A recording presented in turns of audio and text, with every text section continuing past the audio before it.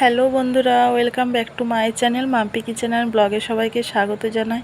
তো বন্ধুরা দেখো, এখন বাজছে সন্ধ্যা 7:30 আর ব্লগটা আমি এখনই খুব অল্প করে ব্লগটা আরম্ভ করলাম। কারণ হচ্ছে যে আমি সকাল থেকে আজকে কোনো ব্লগ বানাইনি। প্রচণ্ড বৃষ্টি হচ্ছে এই কদিন, বুঝতেই পারছো, ভালো লাগছে না, তো সেই জন্য ব্লগ বানাইনি। তো রাত্রেবেলায় এখন তোমাদের দাদাভাই বললো যে আমার মাংস খেতে ইচ্ছে করেছে, তো সেই জন্য ও বাজার থেকে আমাকে ফোন করেছে যে তুমি রুটি বানিয়ে নিয়েছো, আর কি রান্না করেছো। আমি বললাম এখনও কিছু করিনি, জাস্ট রুটিটাই বানিয়েছি। তো ঠিক আছে, চলো তুমি মশলা রেডি করো, আমি মাংস নিয়ে যাচ্ছি। তো চলো, কোনো ব্যাপার না, মাংস তো এমনিতেই আমারও খুব প্রিয়। তো মাংস নিয়ে এসেছে, ছেলে মেয়েও খুব খুশি হবে। তো দেখো, মাংসটা আমি রান্নাও করে নিয়েছি।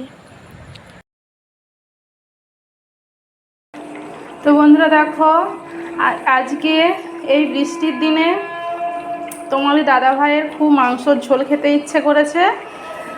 কারণ আজকে জলে অনেকটাই ভিজে এসেছে, তো সেই জন্য আমাকে বলল একটু পাতলা করে মাংসর ঝোল বানাও আর হচ্ছে রুটি করো। তো সেই জন্য দেখো, এই যে রুটি আগেই বানানো হয়ে গেছে আর মাংসটাও এখানে প্রায় হয়ে গেছে। তো এরপর সবাইকে খেতে দেবো।